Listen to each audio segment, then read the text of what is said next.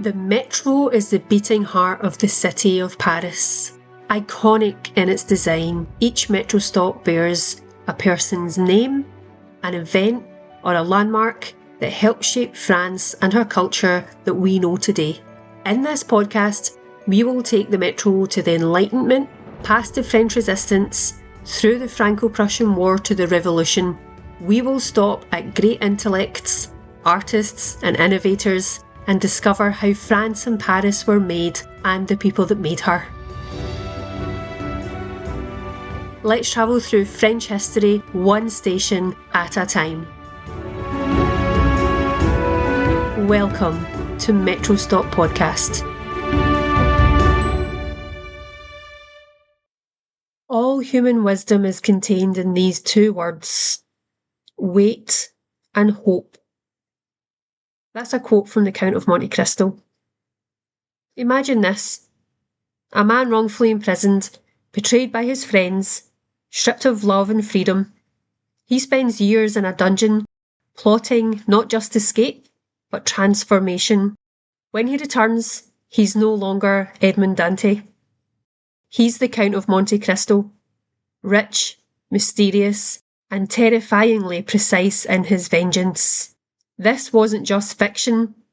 He was channeling his own experience of betrayal, justice, and reinvention. Alexandre Dumas was a literary hurricane. Flamboyant, defiant, prolific, and unapologetically larger than life.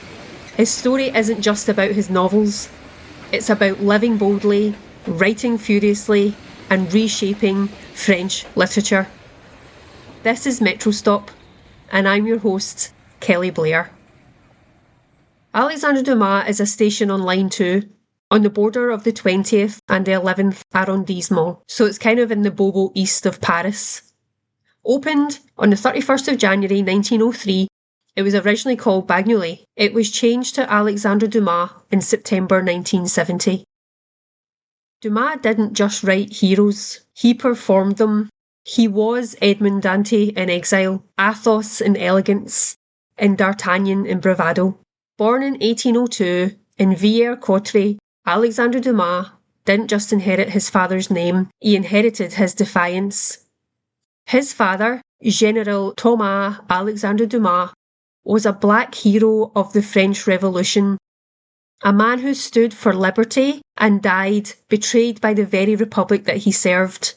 To know his story is to understand his son's. He stands as a direct inspiration for his son's book, The Count of Monte Cristo. Thomas Alexandre Dumas was born in what is now Haiti to a white nobleman and an enslaved African woman. He rose to become a general in the French Revolutionary Army, the highest ranking person of colour in a Western military until 1989, when Colin Powell became a 4-star general in the US Army. He was a fearless commander, led troops across the Alps and into Italy, and it earned him the nickname the Black Devil. But his rise coincided with the fall of revolutionary ideals. As Napoleon Bonaparte seized power, he viewed Dumas as a threat, both politically and personally. Dumas criticised Napoleon's tactics and refused to flatter him, and it was a defiance that cost him dearly. While returning to France from Egypt in 1799, Dumas was shipwrecked and captured and imprisoned in Naples for 2 years under brutal conditions, not knowing his captors or their motives. When he finally returned to France, he was sick, broke, and politically isolated. The First Republic, now under Napoleon's control in 1802, refused to reinstate his rank or pay his pension. Despite his service, he was treated as disposable. His mixed-race heritage absolutely played a role. France retreated from its revolutionary commitment to racial equality and reintroduced a series of harsh racial laws. Dumas became a symbol of ideals the regime wanted to forget. General Dumas raised his son, the future novelist Alexandre Dumas, in a house that was officially too close to Paris for a black-skinned person to live in. He died in 1806, largely abandoned by the state that he had fought to defend. His full story is amazing, and it's told in the book The Black Count. I will link the Goodreads in the show notes. So this betrayal haunted his son, Alexandre Dumas, who would later channel the themes of injustice, imprisonment and revenge into the Count of Monte Cristo, not as abstractions, but as personal truths. The elder Dumas' life became his blueprint for heroism and a cautionary tale about the cost of defying power. Alexandre Dumas' early political sympathies leaned towards the July monarchy, which lasted from July 1830 to February 1848. It was ruled by King Louis-Philippe I, known as the Citizen King. When the July Revolution of 1830 toppled Charles X and installed Louis-Philippe as King of the French, many liberals, including Dumas, welcomed the change. The new regime promised constitutional governance, civil liberties, and a break from aristocratic absolutism. Dumas, then a rising playwright and journalist, was swept up in the optimism. He even considered travelling to Algiers to document France's colonial exploits, reflecting his early engagement with national affairs.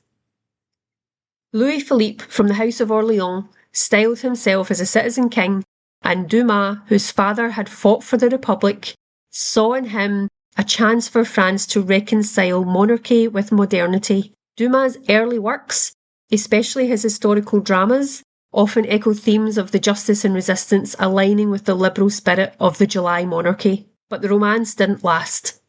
As Louis-Philippe's regime grew more conservative and repressive, especially towards Republicans and workers, Dumas' support waned. He became increasingly critical of the monarchy's failure to address inequality and its crackdown on dissent. By the 1840s, Dumas had shifted towards more radical Republican ideals. In 1848, he was cheering the revolutionaries in the street and backing the Second Republic. He believed in democracy, in the dignity of the common man, and in the power of words to ignite change. His novels, swashbuckling escapism, though not overtly political, began to reflect a deeper critiques of power and betrayal.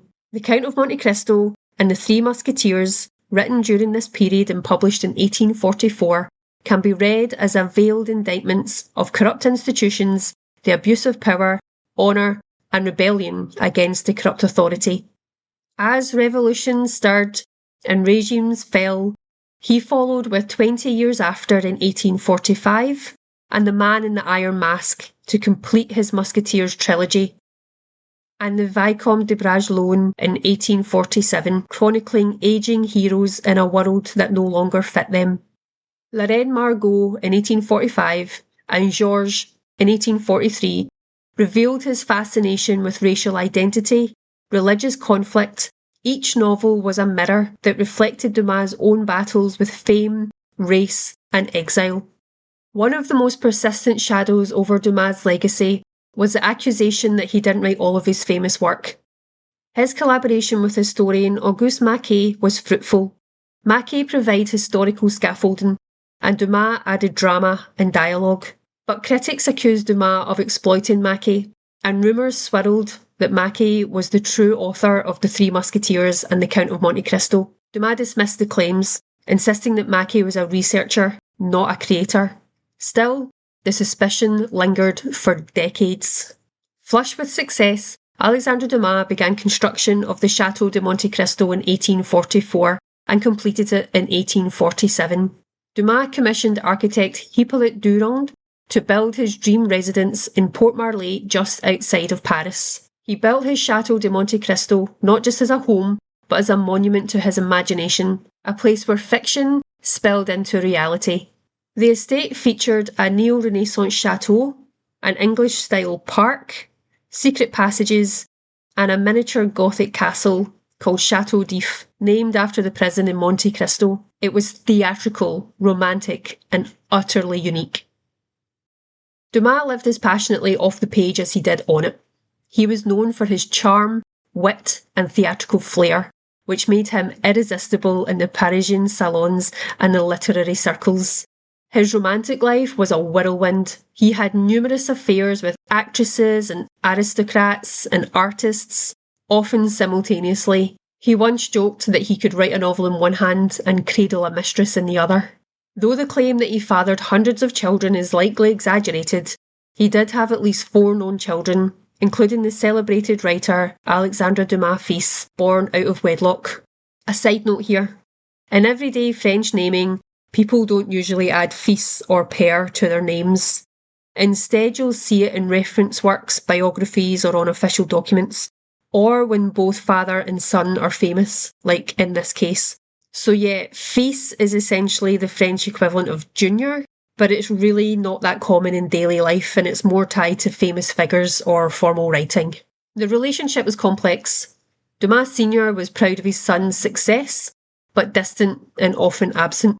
Dumas Jr. would later become a moralist playwright, sharply contrasting his father's flamboyant lifestyle. Despite his libertine reputation, Dumas was deeply sentimental.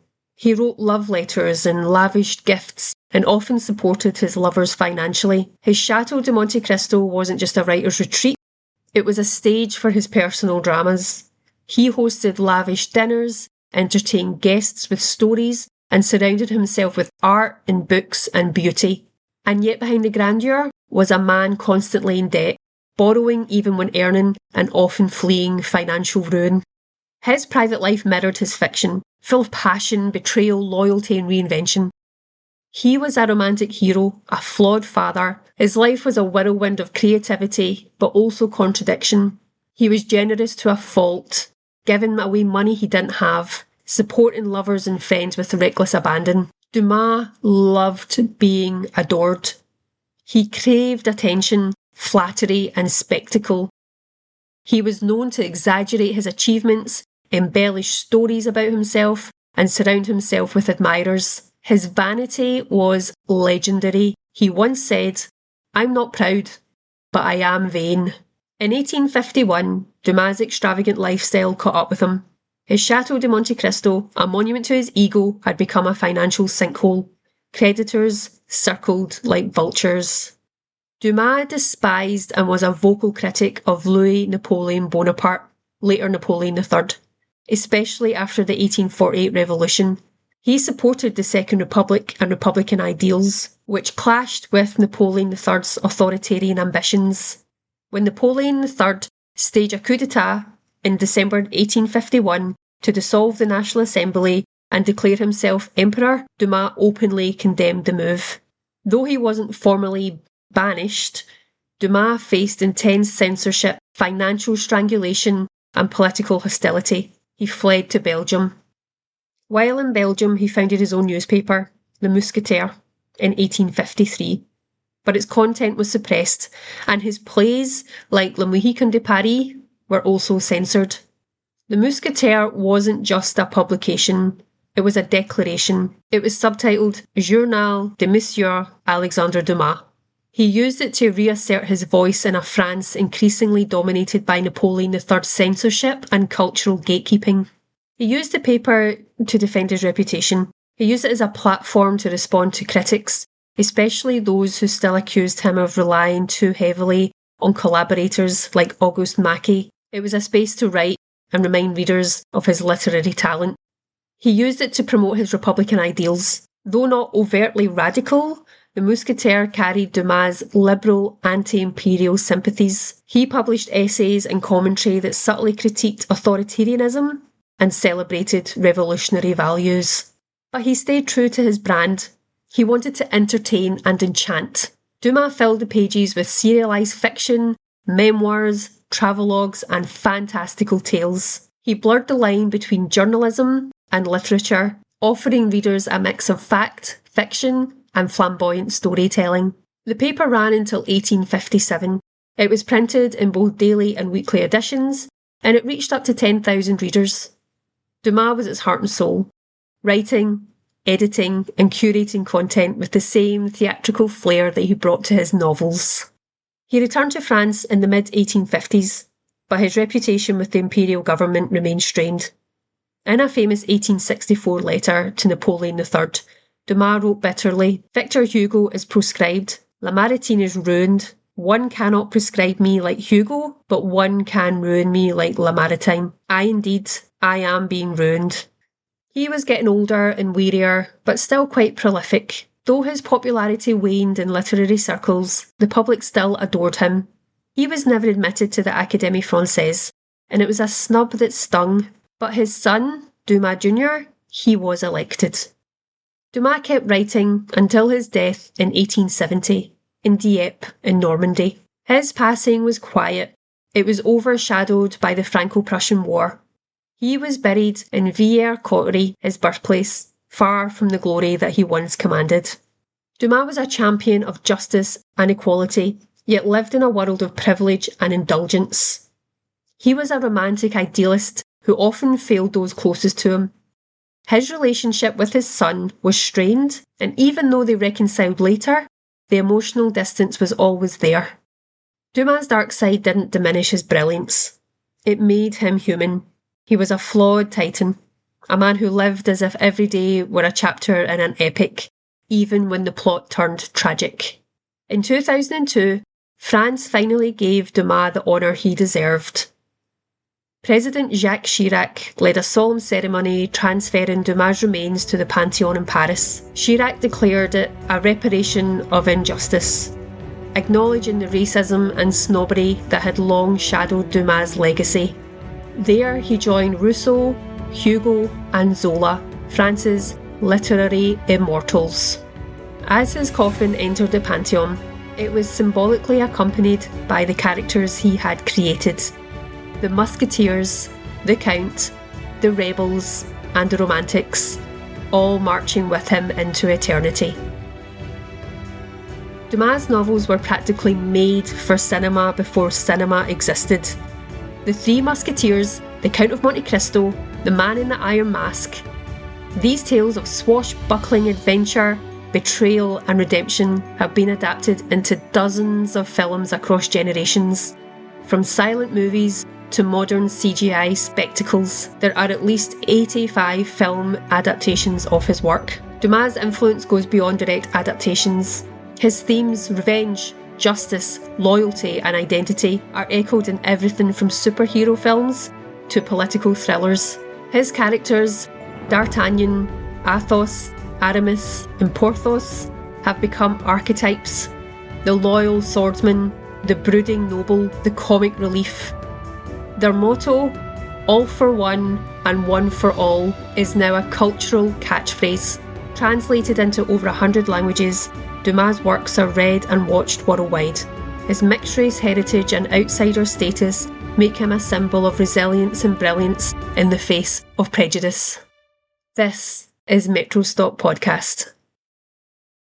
My main source for this season's biographies was Britannica, but I referenced different sources about the work and the cultural impact. They are all listed in the show notes. Music by Keys of Moon. You can follow me on Instagram at Metro Stop Podcast.